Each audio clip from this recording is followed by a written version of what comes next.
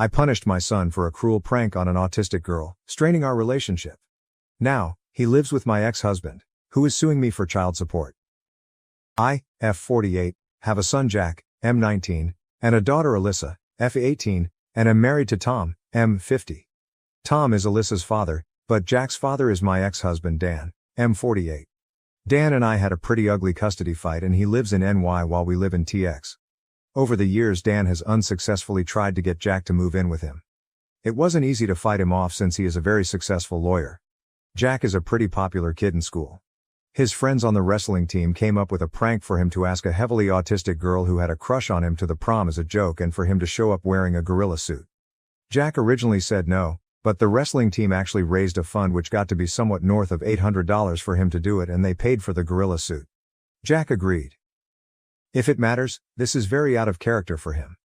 After the prom, I was looking around on Instagram and saw pictures of him in the gorilla suit and was surprised that he didn't take his girlfriend Jess. After reading the comments, I learned what happened. To say I was furious doesn't even do it justice. I woke Jack up as soon as I saw it and screamed at him until my lungs give out. Then when Tom heard what was going on, he joined in. Tom and Jack have never gotten along. I can't prove it, but I suspect Jack's father Dan has a hand in that. Jack told Tom, "Fuck off, I'm talking to my mother." So we took away all of Jack's electronics, his phone, and we had paid for a car for his graduation present. Because of his prank and disrespect to Tom, we instead gave it to Alyssa. We also forced him to give us the $800 plus and we gave it to his date and made him write a letter of apology. He was also grounded for a month and we canceled his 18th birthday party. When Jack's birthday cake, there was a knock at the door. It was Dan and he had suitcases. Tom said, "What is this? The custody agreement says you don't get him on this birthday." Dan just looked past Tom and said, "Hey kid, I'm here for the jailbreak." He then pointed at a Mustang and said, "Hope you like Fords. You can practice driving your new car on a road trip back to NY. Let's take a detour to NOLA." The two of them were laughing, high-fiving and backslapping and they just ignored us as we tried to intervene. The only time Dan acknowledged me was to look me in the eye and say as cold as ice, "Checkmate." And for Jack to yell as they were driving off, "Fuck off, Tom." Since then, Jack has gone totally no contact with me. He talks a little bit to Alyssa and from the little he does tell her, he's doing well and Dan is giving him the royal treatment, bringing him to steakhouses, Yankees games and just giving him outright cash. It has been almost a year and I'm going crazy thinking I've lost my son. So AITA. Edit. I see there is a little confusion here about whether Alyssa is my bio daughter or stepdaughter. She is my stepdaughter. We really have a mother-daughter relationship to the point where it doesn't even occur to me to call her my step. At the risk of understatement, Jack never warmed to Tom the same way. Note from me. Edit. People have pointed out I should have provided more context regarding OOP's comment section.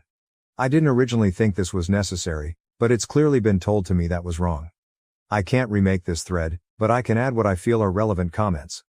On thought process behind the punishment, he never really got into that much trouble and is largely a good kid. He'd sometimes get into fights but that all cleared up a few years ago. We'd usually just ground him and make him do extra chores and that was enough.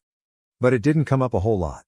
Recently, it was maybe grounding him for a weekend here or there for a badly blowing curfew, be home at 11 and he rolls in at 12:45.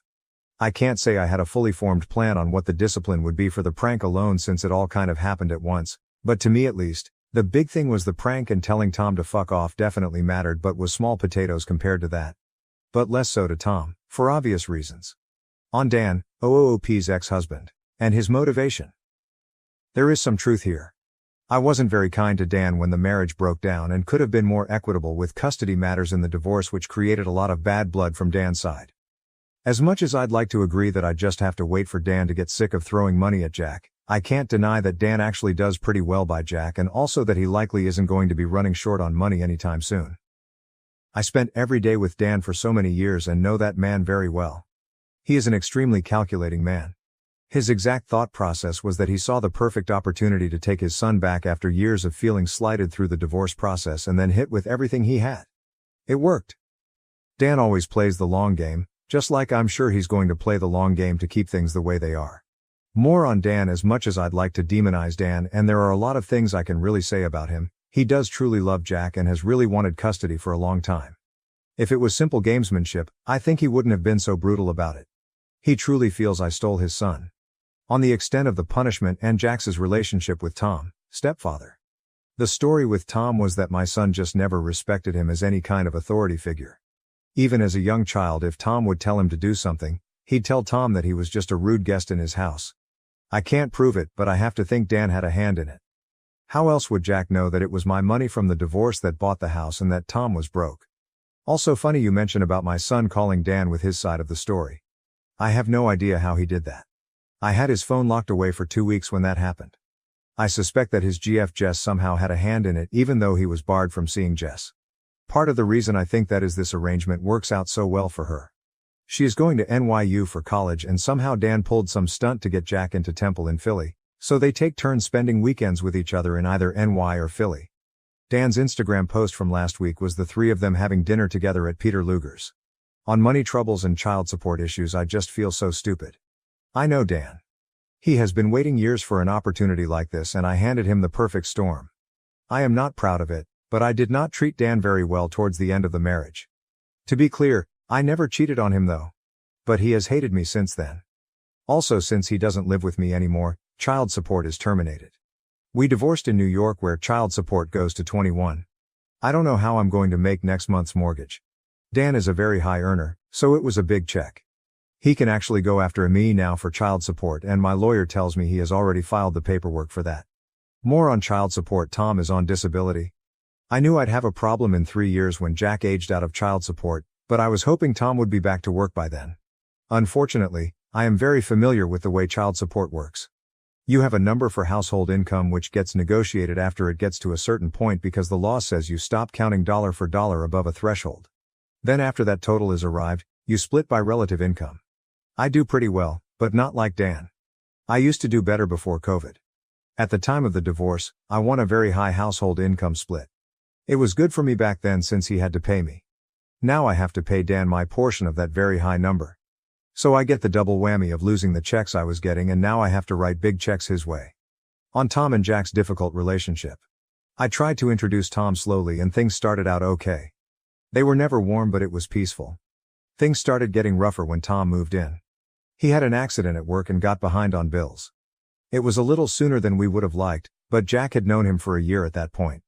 It started with little things, like Tom telling Jack to clean his room, or put away his plates or mow the lawn. Jack just wouldn't do it. I'd noticed that every time Dan flew down to spend a weekend with Jack, it got a bit worse. I remember a few years ago overhearing Jack on the phone call Tom my pet loser. A phrase I know Dan has used about others before. When Jack was 16 there was one time that Tom's back was hurting and he told Jack to warm him up with a plate of leftovers and Jack was playing a game and told him to get it himself.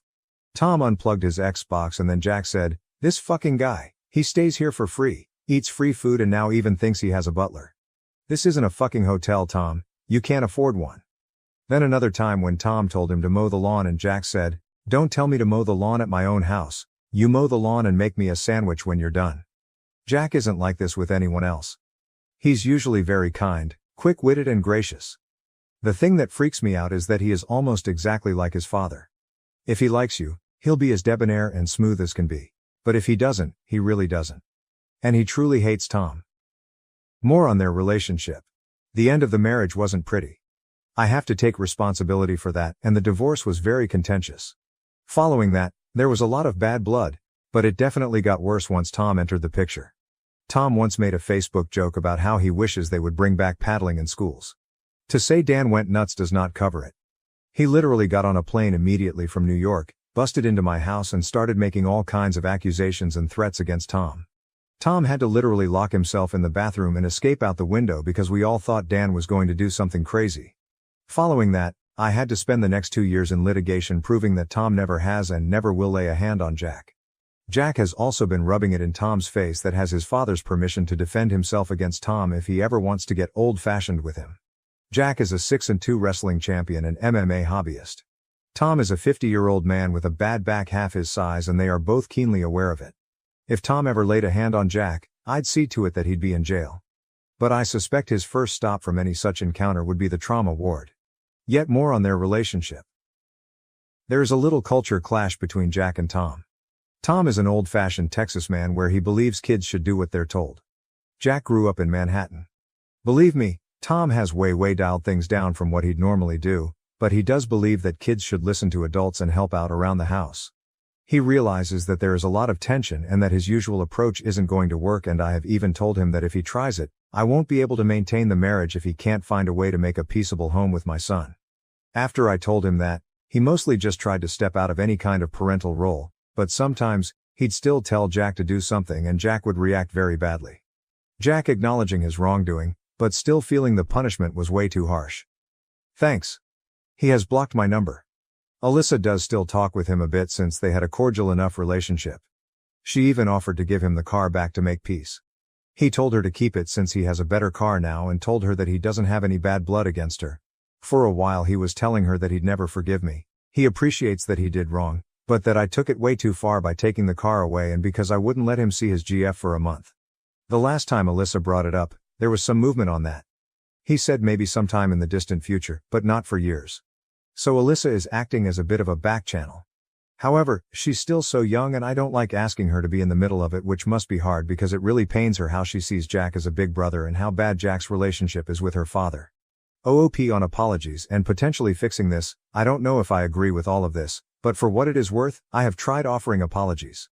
He has blocked my phone, but I sent him emails where I apologized for giving his car to Alyssa, for screaming at him, for trying to force a relationship with Tom on him and for taking the money. He has never responded. You do have a good suggestion though, apologizing to Dan. Dan hates me. To take some accountability, the reason for the divorce is I didn't treat Dan very well during the marriage. He resented the custody schedule. He thought the child support was far beyond what was needed to support Jack, and he made no bones about the fact he considered me to have stolen his money and his son. But with all that said, the worst he can do is hang up on me. Update: I was denied an official update, but a few of you cared enough about all of this to ask me for updates periodically, so here it is. On the advice of some of the posters, I reached out to Dan to see if he'd be willing to consider brokering peace between me and Jack. About a week later I got a response telling me to meet him and Jack at a cafe in Manhattan. He arranged a 6 a.m. flight and put me in a dodgy hotel in probably the most dangerous neighborhood in NYC. I arrived and saw Dan, Jack's GF Jess, and his friend from a past firm, Jonathan. I noticed Jess had an engagement ring on her finger. Jonathan said Jack has a claim against me for stealing the $840, and until that is resolved, I am not to contact him, but to only contact Jonathan. I told Jonathan that's the money his friends paid him for the prank and that I gave to the girl. Jonathan said he was aware of the circumstances, but nonetheless it wasn't my money and under the law it was a theft and Jack has a legal claim against me. I said I don't care if it was against the law, Jack had no right to that money and they could sue me if they wanted. Jack said, "You locked me up in my room like a prisoner for a month, took the car bought for me with Dad's child support money, took the money and berated me for hours on end. Unless you're going to give me the car, this is the only thing you can undo. You said you wished we could have handled it better, so here is your chance. Or was that just bullshit lip service?" I told him I was sorry, but I can't do it. Jonathan then gave me a cease and desist letter telling me to not contact Jack and to address all communication to Jonathan. Then Jack and Jess left and I asked Dan if he could talk for a minute. I asked him if he brought me there to humiliate me, and he said actually no, he didn't. He brought me so I could humiliate myself. He'd actually worked very hard to get Jack to the point where he'd be open to talking to me again if I were willing to back down just a little. But since he knew that if I had to choose between my indignation and my own son, that I'd choose my indignation every time, just like I did in our marriage. I asked him why he'd put us all through that. He said it was because a part of him wondered if I'd ever learn to pick love over anger. He bet his future that I wouldn't when he divorced me. So he had to see for himself how it actually turned out after all these years later. I asked him if Jack was just a pawn in his game. He said no, if I actually would have picked Jack he'd be with me now and there would have been nothing anyone could have done to stop it. But instead, my indignation over a stranger was more important to me than learning to move on with my own son. I asked him what about the girl. He then said, "I hope she'll be a wonderful daughter to you since you lost a son for her." I told her I don't know the girl. So then he said sounds like a bad trade, and left. Also, I'm apparently not invited to Jack's wedding. At this point I posted thanks for posting the update. I'm a little confused why you weren't willing to pay the money. These are some quotes from comments you said earlier. If you lose your only child, nothing else really matters. I didn't understand that before. Hopefully you never do. On if you would be willing to divorce Tom to get Jack back. If I had to, yes. Truthfully, that's kind of been falling apart anyway, and the only reason I haven't divorced him is because I don't want to lose Alyssa. I should never have touched the car. I should have just grounded him, Insisted on the apology and maybe also made him hand over the money. Losing a relationship with a child is a hell of a thing. It is like death. I hate what he did, but there is nothing worth losing a child over. I lost my son for that girl who I don't even know. Exact words were high road, low road, I don't care. Whatever wins. The irony is that now I'm sitting where he was, except worse. I'd do anything for him back. So after all that, you weren't willing to give Jack his $800 back. Where is the disconnect here? If you are really willing to do whatever it takes, then why weren't you willing to do this? And her response? I was so angry. I am still so angry. He was sitting there, smug as can be with his little girlfriend, my ex and my ex's best friend there as his lawyer. At that moment, I just couldn't. The whole thing was to humiliate me. They stuck me in a crack den of a hotel, made me trek all over New York, then they all show up laughing and backslapping, and the lawyer tells me I can't talk to my own son unless I pay him $800. I just don't even know what to do anymore. Dan reversed the polarity on the child support, and I'm now a few months behind on the mortgage, and the hole gets deeper and deeper. I placed my house for sale on the market. I'm just at wit's end. Now to the next story, story 2. I lost points in an English class debate for stimming, which my teacher found distracting. As someone with ASD, this felt unfair. I'm gonna sound annoyed in this post because, well, I am so mad about this, mainly because of both the conversation after as well. We had a debate in my English class. Okay, great. I need better skills in public speaking. I'm fine that I lost points from bad speaking skills, but what I'm mad about is the fact that I lost points on stimming. I didn't even know that was something he could take off, but he did. And that just seems unfair. He said it was distracting and he couldn't focus on what I was saying because I kept rocking back and forth and slightly punching the podium, which made too loud of a sound, etc. I don't think this is fair, like at all. And maybe I'm overreacting. Maybe I'm upset over nothing. I talked to him today stating some things and stuff and getting clarity and asking for extra credit and stuff. He said that I need to present myself better, and I need to make eye contact, stop stimming, and just socially act my age. Which I think it is uncalled for. I'm diagnosed with ASD, I have an IEP for that, nothing academic related, this is an honors class. Anyways. Again, maybe I'm just making it a bigger deal than it is or being a crybaby. I've cried for the past 3 hours over the last 2 days on how much I hate myself, that I can't be normal. Is this fair? And what should I do? Comments from OP. I'm not technically failing the class now, but it definitely feels like failing. My grade went down from a 90 to a 79. I can't take dual enrollment without an 85 or higher. This is just honors English. Too, however, I've been telling both this teacher and another teacher about how I want to take the criminal justice dual class. I have everything to take the class except if I can't get this English grade up. Plus, I basically planned my whole life out, and the only time I can take the dual class is next semester if I want to take the APs I want in senior year. Which may be why I'm so butthurt over 4 points that I lost from stimming. 'Cause that makes a difference. Even if it's small, it was 50% public speaking / 50% actual research topics. He actually said my arguments were really good, I used good sources and I explained things well. But my public speaking part killed the grade. I lost points on poor presentation overall. So for example, poor eye contact, speaking clarity, repeating sentences, which I also am annoyed about because I repeated one because I was stumbling over my words. However, 4 points to an already poor grade is a lot. My teacher took off points for stimming. Update. Posted on November 27, 2023. I posted a post about 10 days ago discussing how my English teacher took points off my presentation during a debate because of stimming. So I thought I should update you guys on what occurred after. For one, I discussed it with my teacher on my own. I wrote an extra credit proposal, which he granted. I ended up getting a 5-point extra credit assignment over Thanksgiving break. I had to tell a speech to my family about the importance of gratitude and what it means to me. Secondly, I talked to my dad and stepmom, which they both not the happiest. We ended up talking to him. While he won't change my grade for the major, he is giving me a chance to make up for minor grades. If I do some extra work, etc., 2 minor grades will become 100s. My teacher took points off my debate for stimming. Update to the update, posted on December 18, 2023. First and foremost, I brought my grade up from a 78 to a 90. I know that grades aren't everything, but honestly I can't be more excited about this. I also got a 100 on my state EOC, which I know probably had a huge curve, but still.